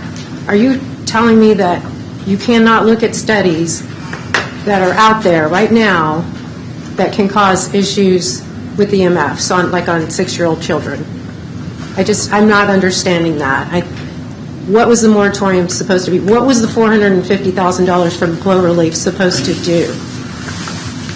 Do studies to make sure that this facility is not going to harm the people that it's going to be around. So I really encourage you to get these studies done. I encourage you to have a moratorium to do the studies and make sure this gets done, because it needs to be done before you break ground. It's ridiculous to let this happen and then say, oh, we're going to do the studies now. That's not feasible. That should not happen. You should do the studies now. Go and visit wherever you're going to go visit, but you need to visit the people that live next door or within 5 miles, and find out their issues that they're dealing with. Find out if they've had any health issues, if they've had children that have gotten sick. I'm sure there are studies that prove that there are health issues involved in these data centers. They will be putting off EMFs that will be very dangerous to a lot of people. You keep bringing up, I've heard the property tax savings being brought up a lot, that, it might go down to 0. You may not be paying any property tax. Well, I sat here, and I'm not sure the date of the meeting, but I listened to Mr. Lowry talk about the savings on your property taxes. And what I remember, and I kind of pulled up the little grid again, or the little information, if you live countywide, non-rural savings for a home that is $250,000, for a year, 1 year's savings will be $87 for a year, not a month, a year. The other one that I wanted to bring up too is if it gets annexed, that's if it gets annexed, I think. If it does not get annexed by Tonganoxie, they will save $134 a year. That is a drop in the bucket, even for us regular people. That's not any kind of savings. I'm hoping I'm reading this correctly, but that's what I'm seeing. People in Tonganoxie might get a little bit more savings, especially if they are annexed. But still, even $1,400 a year in savings is nothing compared to the costs to people when they start getting sick. Trust me, I know what it costs when you start getting sick from these kind of issues. I've been through it. I lived it. I'm still living it. I'm still paying thousands of dollars a month just to stay healthy. And I'm not kidding.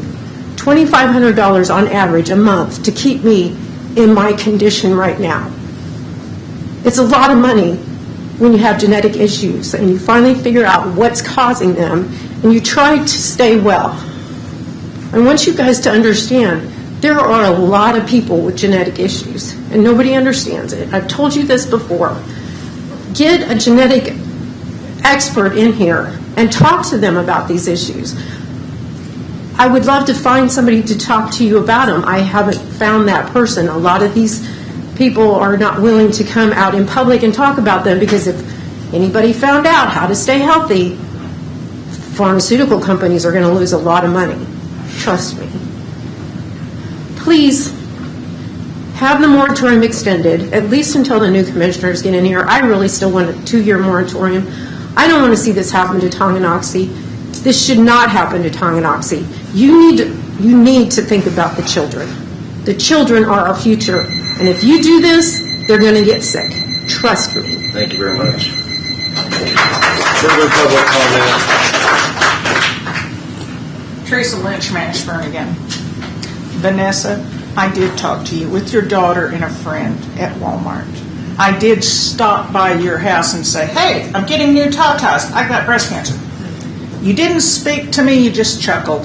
You could have walked up to me at any time and told me, hey, we got this issue going on in your district. I didn't lie. I mean, I've known you and Matt for a long time. I'm sorry that you're getting a divorce, but hey, that's life. I've been going through hell this last year. That's personal. I'm sorry. I would prefer you. All right. Well, that's all I was going to say about that. But I do agree that if there's opinions, you are voting public too. Share them with us so we know. That's all I'm asking. I do not make every conversation into one about politics, by far. That's fine. Don't. But send me a letter or an email and let me know. I should have heard it from my commissioner. And please. I should have heard it between my... If you have a concern, you have my cell phone number, you have Facebook Messenger, you apparently see me at the stores and stop by my house, so please let me know if you have a concern and there's something you want more information about. I didn't know that you were that much for it or against it. I heard him last week say that he was against it. Y'all are voting members. You have a right to have an opinion of your own. And I'm glad to hear it because I want to see that people have different opinions. I want to see the planning board set up the conditions that these places can operate in our county. There's so much more we could put here besides a data center. Yes, it will benefit us in the long run. There's no guarantee that there'll be tax breaks. There's nothing in writing that says we might pay zero taxes. I spoke to Mr. Green in EJ last week at the meeting. I said, what does this give the counties of residents and the residents of High Prairie? And I said, do we get a tax break? They said, no. They were honest. They said, no, we don't. You get a paved road. We give money to the county for scholarships, a lip sync battle, a brew fest, but we get nothing from that battery facility. We know that it's going to be out there. They explained it to us. They're good PR people, like I said. I don't need you to be their PR person. I need you to educate me. Educate the residents, you know. We just want to know that what we either back or don't back is correct. If you educated yourself, share it. I mean, I'm on Nextdoor, I'm on Facebook. I don't get on it much, except for the Buy Nothing group, which I'm an admin of, because you have to double check everything to see if it's true or not anymore. Since 2025, I shouldn't have to fact check everything I do. It's up to y'all to do it. Or bring it to us. And thank you for YouTubing the meetings because we've played catch up at my house like crazy. Yes, Mr. Duff. Ma'am, I'd like to point out something, and that is that you mentioned battery storage in the same tone as data centers. They're two different entities. I know they are. And they're both out of Houston, and when you go do your research, one benefits from the other. I know that... Yes, they do. However, that's two different conversations. Yeah, but none of us got the PR or the 6-hour meeting with Bluestem or Cloverleaf. whichever one you want to call it. We didn't get that. Now I know I have to go back, if it's even YouTube, and view one back in March. Oh, it's there. It's there. I mean, it's not entertaining television, but you'll. Well, hell, I think the commission meetings are more entertaining than regular TV anymore. I mean, shoot, you got a whole soap opera. So That's very unfortunate. well, But it's true. it's true. It's more entertaining. At least I can face the people that I'm listening to talk, and I'm not having to watch the news 24/7 with my husband. So thank you all for having your opinions, but share it with us. Share what you've learned, because I can research all day long, and I can find different things, and I've been digging up, and I'm kind of getting tired. You know, I carry a master's, so I'm not an idiot. You know, talk to us. Thank you. Thank you. You know, we can all have differences of opinion on all these issues, and that's fine. That's what this is about, differences of opinion. Please don't delve into people's personal lives. Okay. Sorry. Thanks. Motion to adjourn. Is there a second? Voting aye. Aye. Aye. Aye.